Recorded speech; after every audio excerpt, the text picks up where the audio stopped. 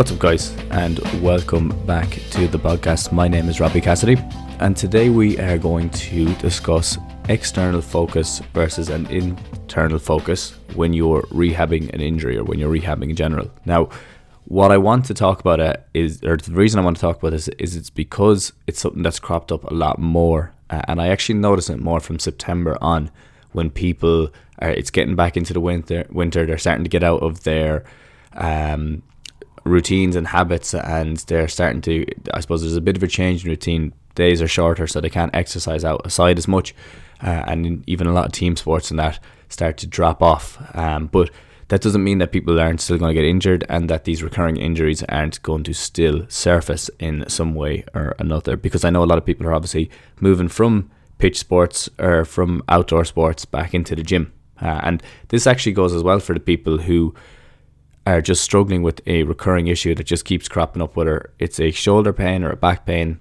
whatever it is. I want to cover why you need to look at the external and why you need to look at the internal, and then a few things you can do to change it, because what I mean by external is that, like, when I'm talking about that, I'm usually talking about like movement and using your senses, and on the internal we're more like the language that you're using, your beliefs and your attitudes.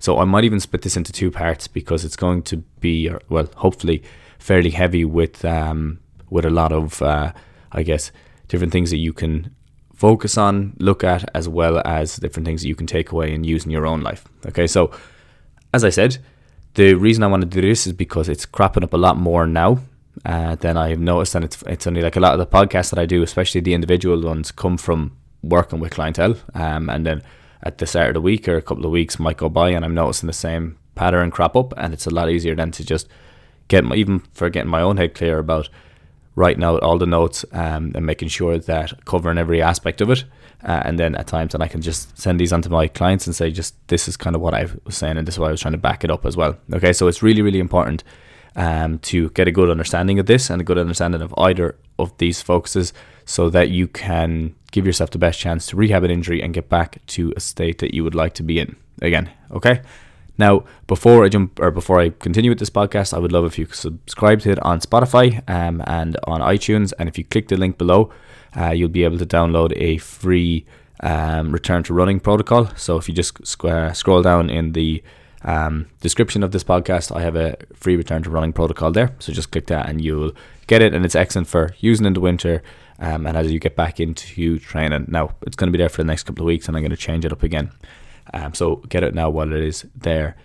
But yeah, to jump straight into it, I suppose when we are looking at an external versus an internal focus, and I want to use this when I'm going to talk about, let's just look at, for example, a shoulder pain that kicks up. Okay, now when I'm talking to clients and when we're going through things, I will always talk about what we need to focus on. Now there's obviously the basics where you're looking at your sleep, hydration and diet, like they're just the basics, and then on top of that you have your movement, which is huge, and then it kind of goes into the other side of things with your breathing and your vision, your smell, proprioception, hearing, touch, taste, all of these things, and how you can use the external to affect the internal.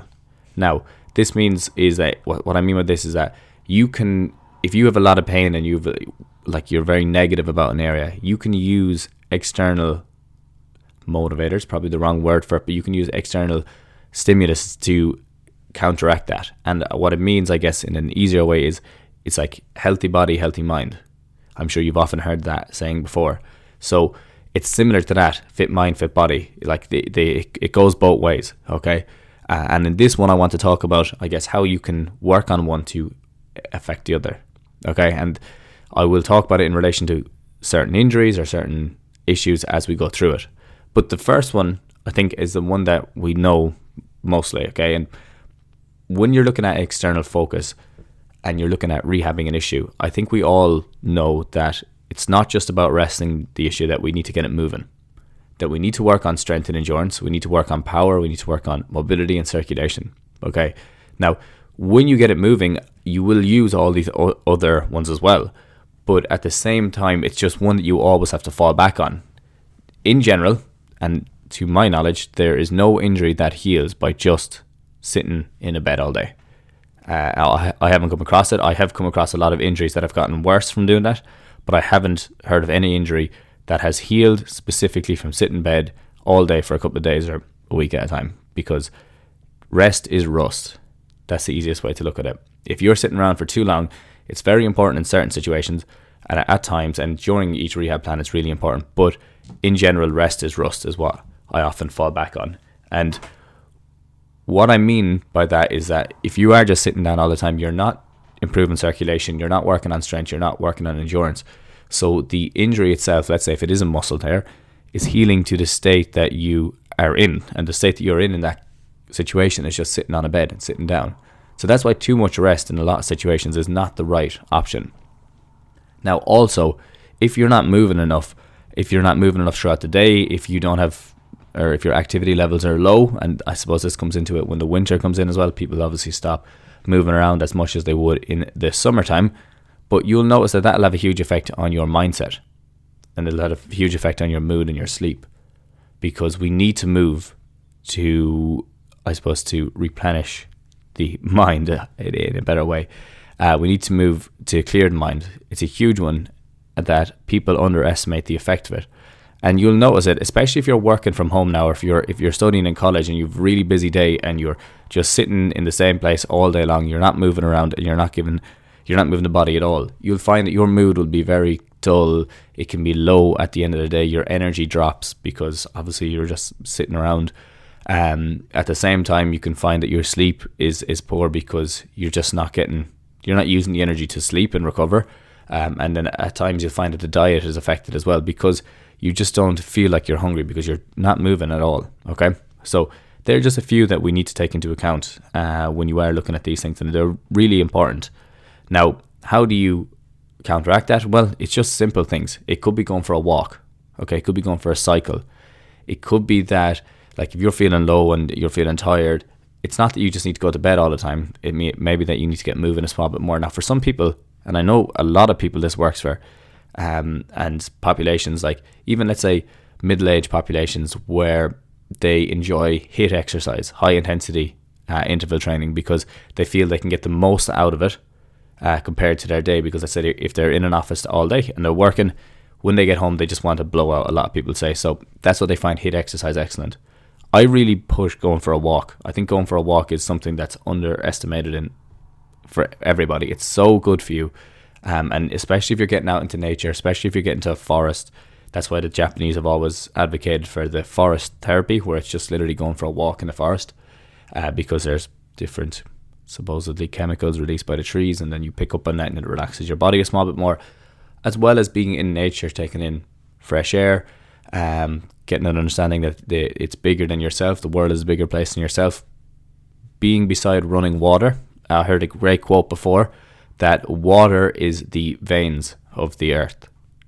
Which I think that just makes so much sense, because everything uses water.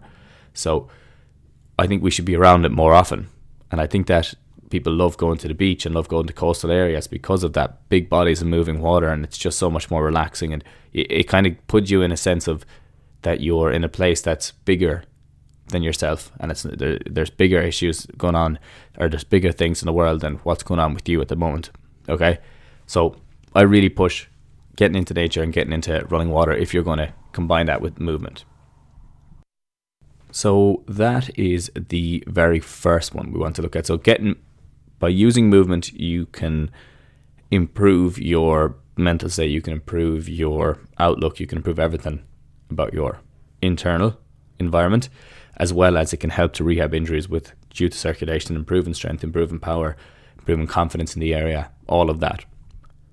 Now, the next one I'll move on to is so important, and I've done podcasts on this itself, because it'd be very hard to cover all of this in just the next couple of minutes. So I have done other podcasts on, it's breathing is obviously the one I'm going to talk about, but I have done other full podcasts on breathing. And in this one, I won't be able to do a complete justice, but I'll be able to give you an overview of why you need to use it, because there's so many different levels to breathing that it would be very hard just to fit it into one podcast. Okay, so why does it become important, or when does it become important when you're rehabbing an injury, or when you're trying to affect your internal environment? Okay, well, let's use it interchangeably. Both are different, obviously, but a lot of the time affecting your internal environment has a knock-on effect to the pain that you're feeling and the issue that you're having. Okay, so they do play into each other. With breathing, what you need to look at is it slow and controlled breathing, or is it fast, short and sharp? Okay, so when you're breathing, is it nice and short, is it nice and slow and nice and relaxed like it would be when you go to sleep, or is it high paced and fast like you're after exercising? Now, how this translates to injury is if you're rehabbing a long-term injury, something that just keeps cropping up again. As you've heard me talk about in other podcasts, a lot of the time that's due to the sensitivity increasing. It's not that you have re-injured the area, but it's to do with the fact that your nervous system is very, very, very sensitive to that. Okay, and now if it's really, really sensitive, what will happen is you'll get a lot more pain at a lower stimulus. All right, and this, like for myself, a really quick example is my right shoulder be hypermobile, like you could say. I've injured it a couple of times and it gets very, very sore. But if I do anything like jiu-jitsu and a fella comes down it wrong, or if I was boxing, actually, because I was boxing last week, and I overuse that shoulder, and it gets a lot more fatigued than the rest of the body, because obviously boxing is very shoulder and back dominant. If it is, well, then what will happen is that'll start to get sore and it'll start to ache more so than my left side.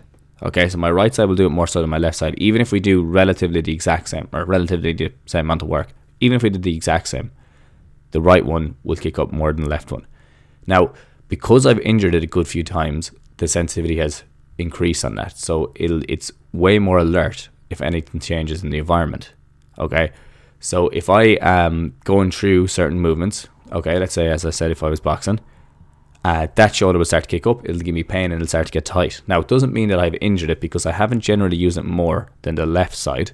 And at this stage, I'm fairly happy to say, or I'd be fairly sure that I have rehabbed them to nearly the same level. So they're both pretty similar.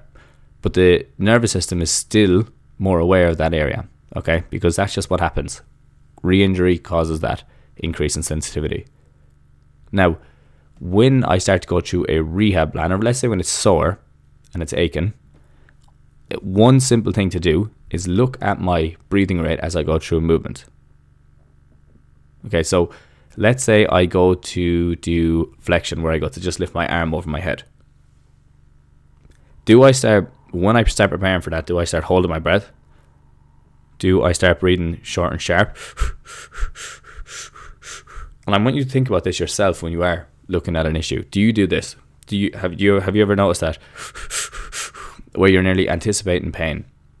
Because if you are, your nervous system and your internal environment picks up on that. And a short and sharp breathing rate or breath rate, or short and sharp breaths are related to an anxious, or you could say a high alert environment.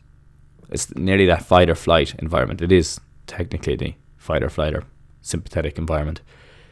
So if you're always reinforcing the movement that you're doing with a short and sharp breath, well then over time your body's going to get used to that, and it's going to relay back. So when you start breathing short and sharp, it's going to give you more pain. Okay, and you're going to start noticing that it's going to be a lot sore in general movements. Now, this is the thing, just when you stop doing that movement and you start controlling your breathing, it doesn't mean it comes right.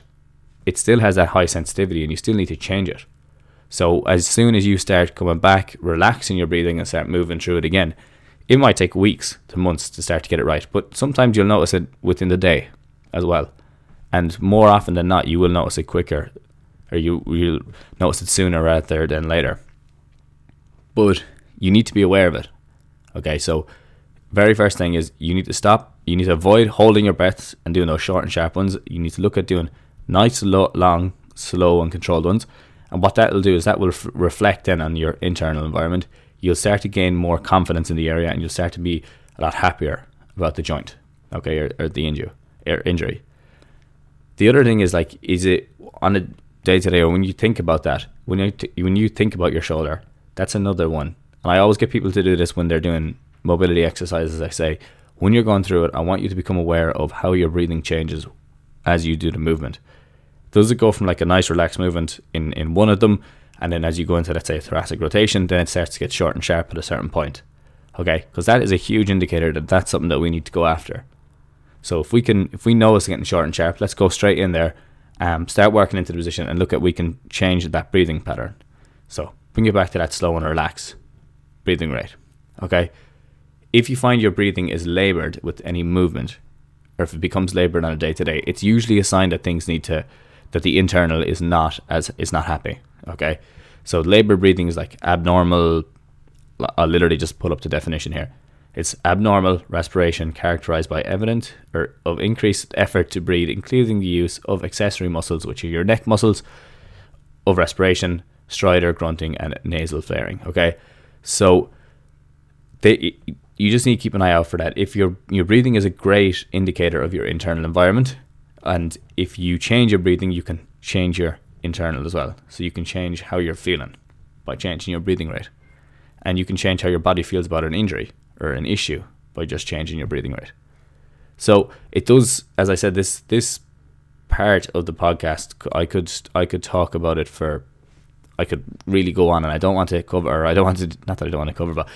just spend the whole podcast talking about breathing. So I won't go too much more in depth into it. But what I would say is it is something that you need to just be aware of. You need to take care of that. And if you notice that your breathing is changing drastically as you go through any exercise or any movement, that's a clear sign that something there is a problem. And whether there is an actual injury there, or whether it is that it's just started to kick up a small bit more now, because there was been a couple of, let's say, re-injuries to the same area. So yeah, breathing, really important. Look at it and watch it. And if you wake up in the morning and you're, it might not even be that fast, it could just be,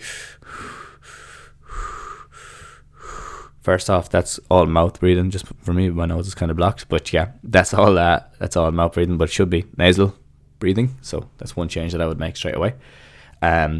If your breathing is like that, that's a good sign that there's something that needs to be taken care of, whether that's internally where you are worried about something or you're anxious about something, or if it's that your body hasn't slept properly, or you haven't rested properly, or is it that because you have an injury at a certain area and it's really anticipating the pain.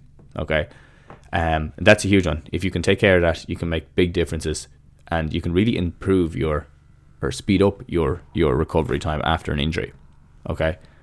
Now, the other ones, we'll go through them, like vision, smell, proprioception, hearing, touch, and we'll talk about how they can be used in a rehab context, and taste, as best I can.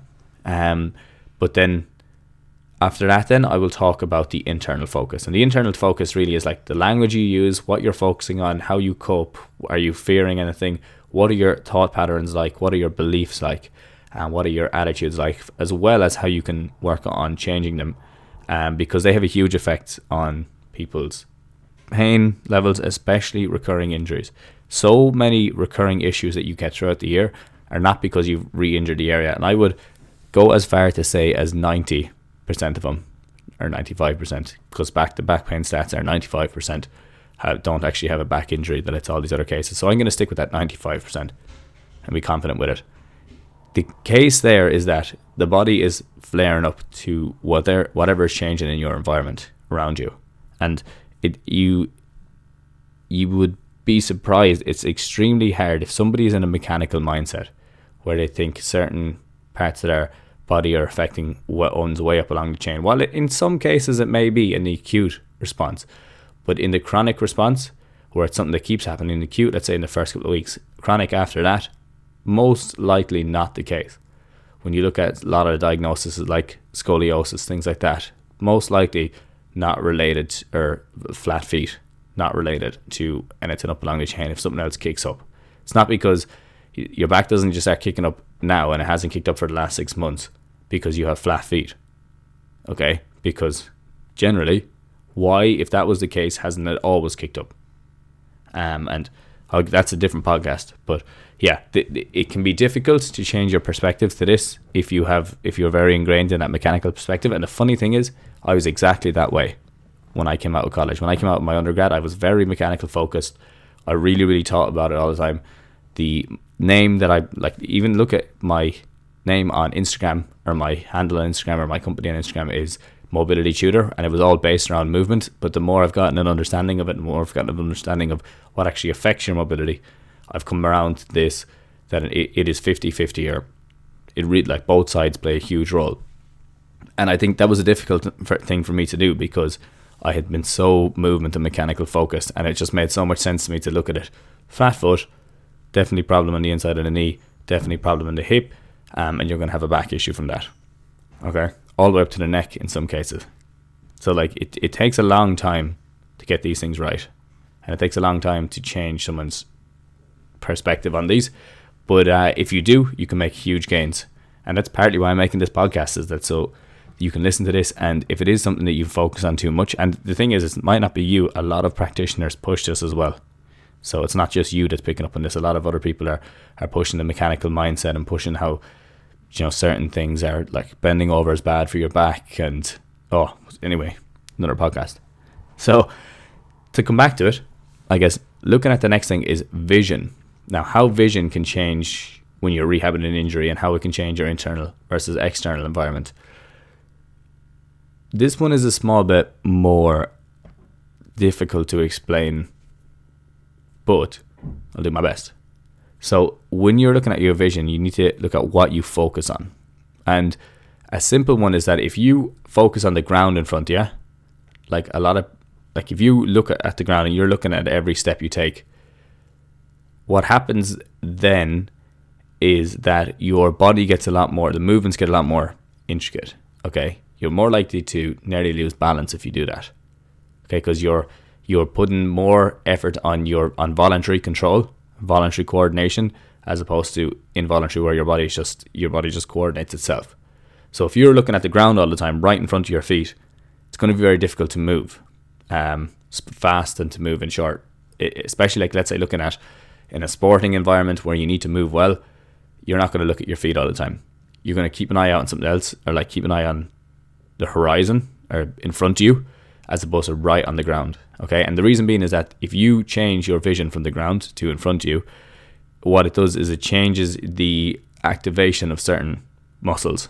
Okay, so it's more of a like central strategy as opposed to like a proximal strategy, or distal. Or sorry, wrong way around. It's more of a proximal strategy, which is central, as opposed to a distal, which is more towards like your digits, out towards your toes, out towards your feet. It's away from the center. Okay, and a lot of the time that is it's a great idea, and it depends what you're doing when you are rehabbing. Like, because sometimes you do need to have a distal strategy, in that let's say if you're working on your ankles, a lot of the time you just need to at the start have that distal strategy so they build up the strength, but then you start to work on more of a proximal strategy, where, now not to be confusing you, where you're looking out in front of you and you're basically letting the body and nervous system figure out the movements for themselves, to get them a lot more slick, more coordinated, and less input from yourself, and like less conscious input and more subconscious input. Okay, and your vision has a huge effect on the input that your body has. So as I said, if you're looking right down at the floor and you're really looking at where you're stepping, and you can try this when you're walking, is like look at the floor and see how much more difficult it is, and really think about it. You'll take shorter steps. You're going to be more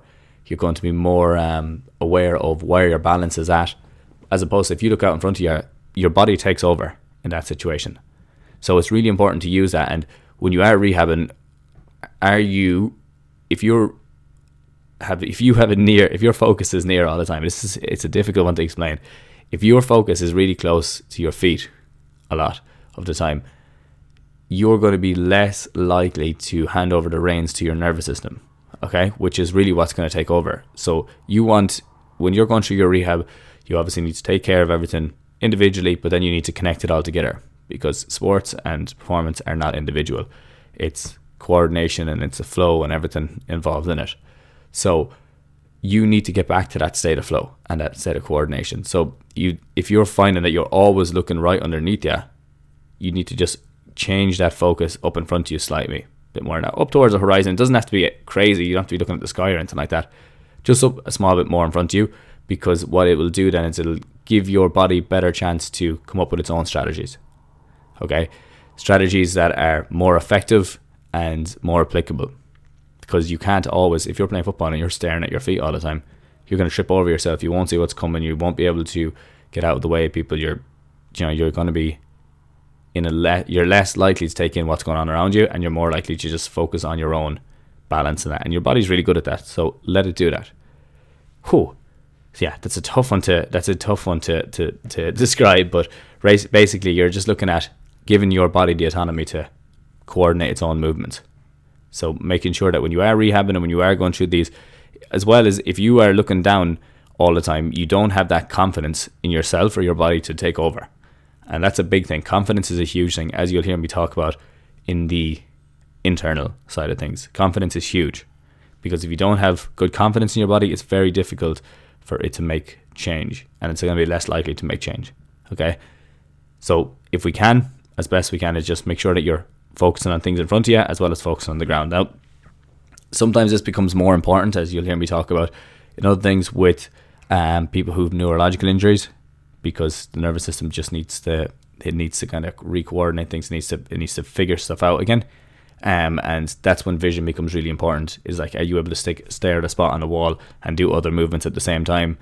Are you able to just look at one thing while you work with the other?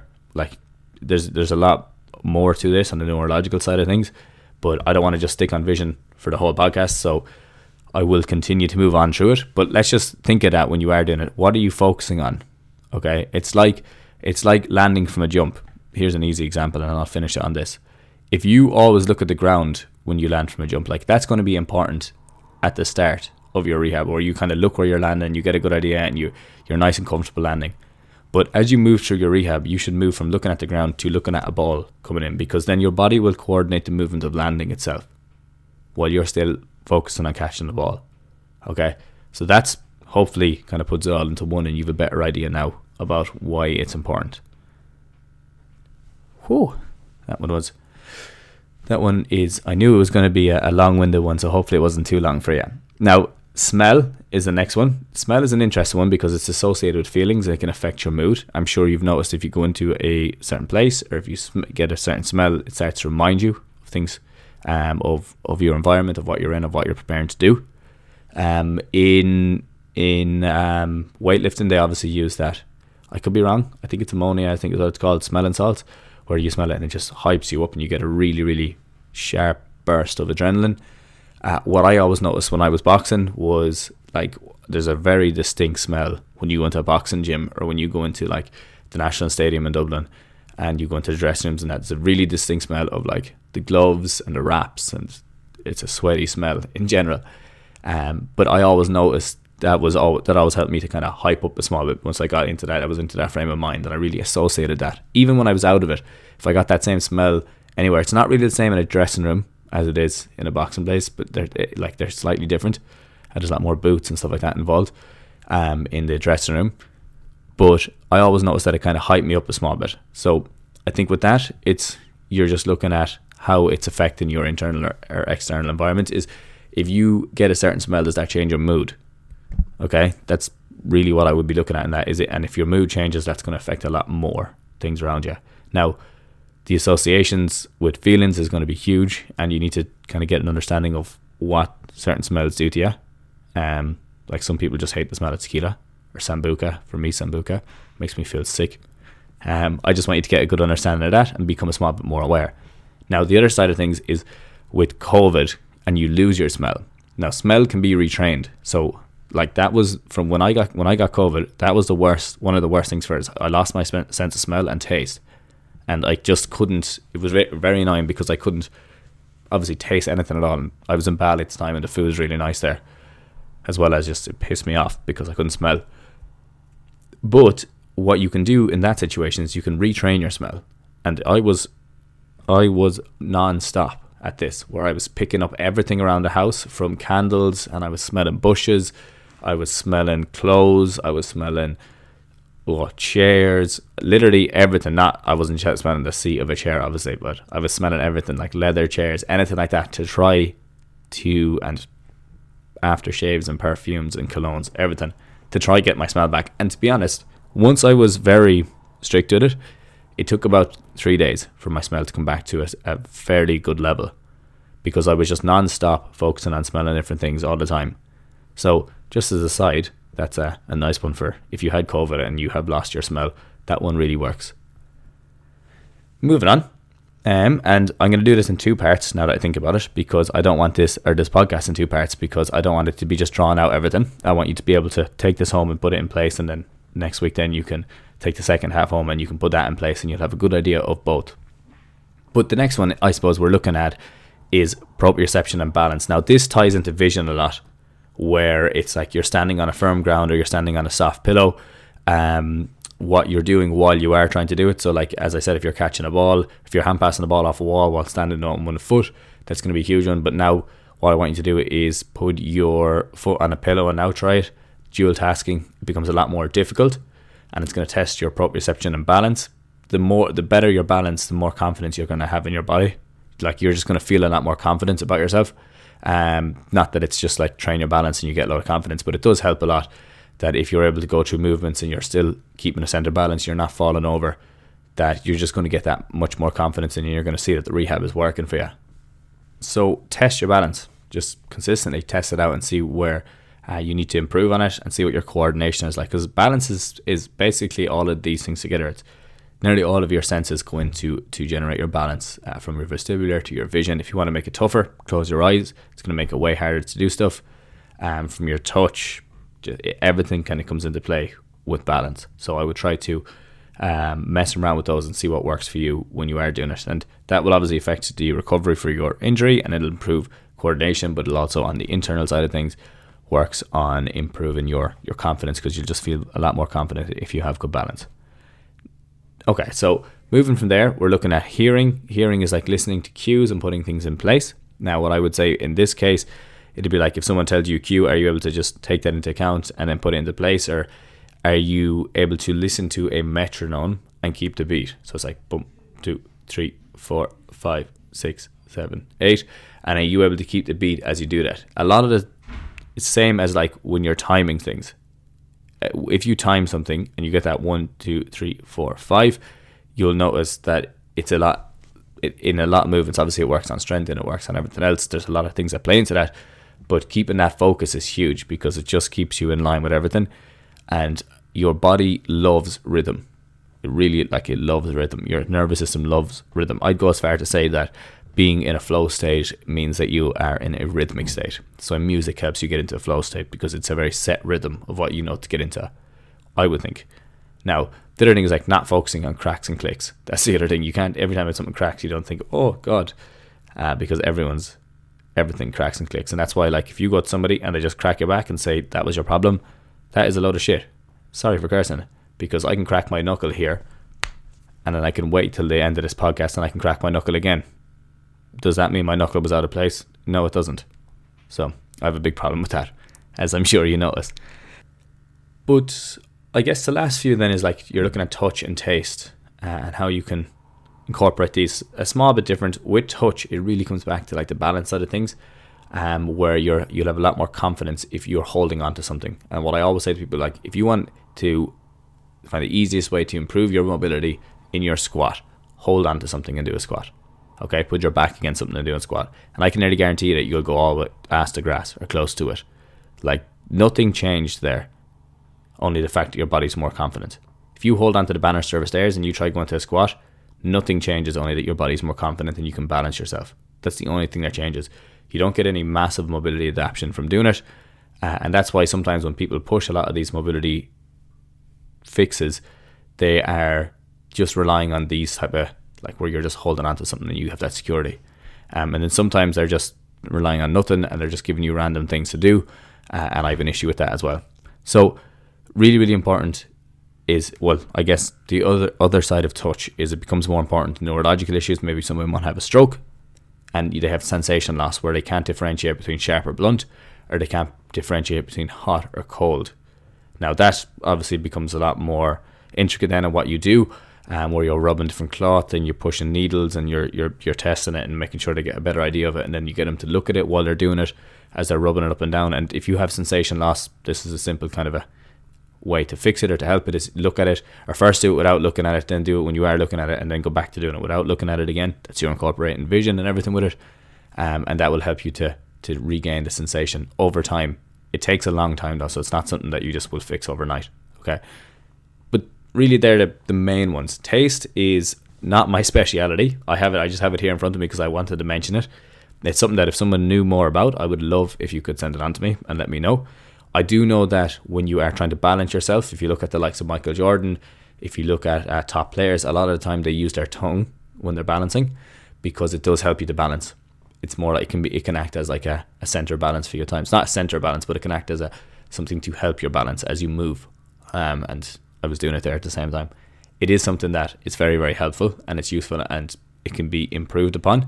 But obviously if you're wearing a gum shield and that, it makes it that bit harder. So not in terms of taste specifically, but more in terms of the tongue movement, is a great one to keep balance.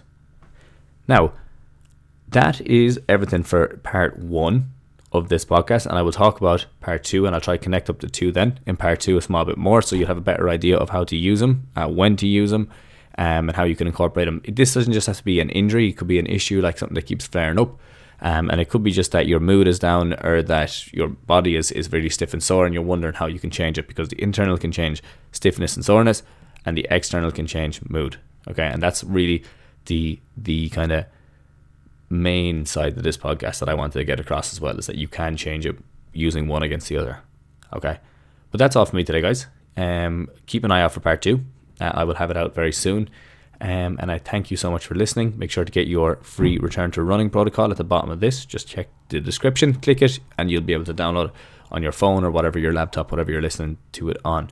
I would also love it if you could follow me on TikTok. I'm working a lot more out there. We're building that up, as well as Instagram at the Mobility Tutor. Both are the same.